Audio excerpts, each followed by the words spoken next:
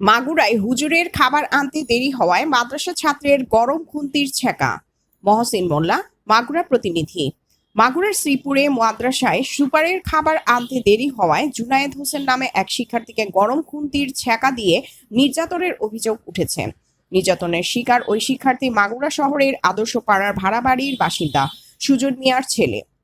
ঘটনাটি ঘটে বুধবার রাতে উপজেলার কমলাপুর দারুল উলুম ইসলামী মাদ্রাসায়। শিশুটির উপর নির্যাতনের ঘটনার পর গুরুতর অসুস্থ হয়ে পড়লেও তাকে চিকিৎসা দেওয়া হয়নি, বরং কাউকে কিছু না জানানোর জন্য ভয় দেখিয়ে মাদ্রাসায় আটকে রাখা হয়। পরদিন বৃহস্পতিবার দুপুরে পালিয়ে বাড়ি গেলে জুনায়েদের বাবা সুজন মিয়া বিকেলে নাকুল পুলিশ ফাঁড়িতে এ বিষয়ে লিখিত অভিযোগ করেন। শিশুটির বাবা সুজন মিয়া বলেন, আমার সন্তানের সাথে যাওয়া হয়েছে, আমি তার সুষ্ঠু বিচার চাই। হুজুরির খাবার আনতে যে দেরি হয়েছে তাই খুন্তি দিয়ে পুড়াই দিয়েছে দুইজন ছাত্র মাদ্রাসারি। এরকম ঘটেনি, কিন্তু মারামারি হয়েছে। হুজুরের কাছে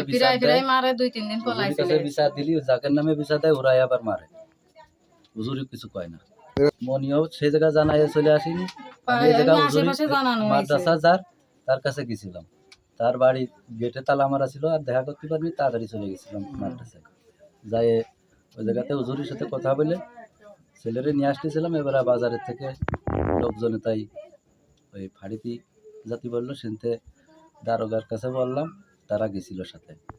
যাই অপরাধী দুইজনের গার্জিয়ানরা বললো যে ওই দুইজনরে হাজির করবা কালকে, তাই বলে চলে গেল। আর বললো যে আমার সাথে যোগাযোগ করে যা বলার বলবেন, সুষ্ঠু বিচারক সেটাই চাই।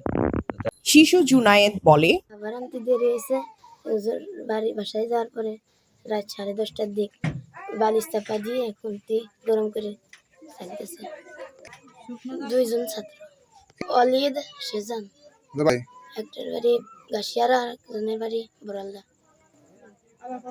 দেরি হয়েছিল তাই হুজুর বাসায় যাওয়ার পর রাত 10:30টার দিক বালিশ চাপা দিয়ে তারপরে খুন্তি গরম করে সেক দিছে। তারপরে শুকনো মরিচ খাওয়াইছে, কাঁচা মরিচ খাওয়াইছে। 2-3 বের হয়েছে। তুই পলাই চলে আসিস আজকে এসে, তারপর বাড়িতে তোর মা বাবার কাছে এই কমলাপুর দারুল উলুম ইসলামী মাদ্রাসা। এ বিষয়ে মাদ্রাসার সুপার মাওলানা আবু সাইদ এ ঘটনার সাথে নিজের জড়িত থাকার বিষয়টি অস্বীকার করে বলেন, রাতে তাদেরকে মাদ্রাসায় তালা দিয়ে নিজ ঘরে যাই, কিন্তু কখন এটি ঘটেছে জানা নেই। নাকুল পুলিশ ফাঁড়ির দায়িত্বপ্রাপ্ত কর্মকর্তা মোহাম্মদ মুকুল হোসেন জানান, শিশুটির বাবার অভিযোগের বিষয়টি তদন্ত করে আইনগত ব্যবস্থা নেওয়া হবে।